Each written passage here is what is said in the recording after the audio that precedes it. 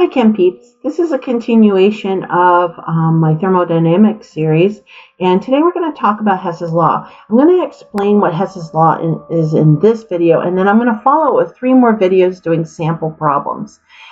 Hess's law is actually a concept where we can take a series of reactions to get an overall reaction. In other words, as a beginner in chemistry, you might think that a chemical reaction is simply as going from the reactant side to the product side in one simple step.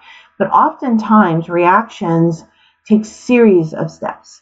And Hess's law is basically saying if it takes 3 steps and I add those 3 steps to get my overall desired reaction, then the energy or the enthalpy of each of those 3 steps can be added to equal the overall.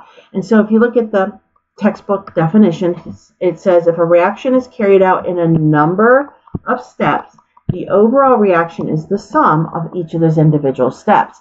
So if we look down below, I have an example. So I have 2 reactions. I have methane and oxygen forming carbon dioxide and water, and notice the water is in gaseous state, and they tell me that the heat of the reaction is negative 802.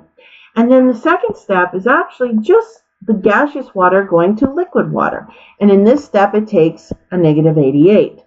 If I add these 2 reactions together, I'm going to use some algebra skills here.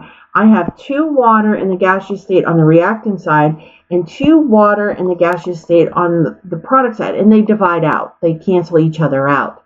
And so when I add down in this reaction, the methane comes down, the oxygen comes down, the carbon dioxide comes down, and the liquid water comes down, and I get my desired reaction, then I can add these 2 individual reactions to get my overall. And that's basically all that Hess's law is stating. But let's look at some examples in the next videos. You can find me on TikTok and YouTube at Chem's Chem Chats.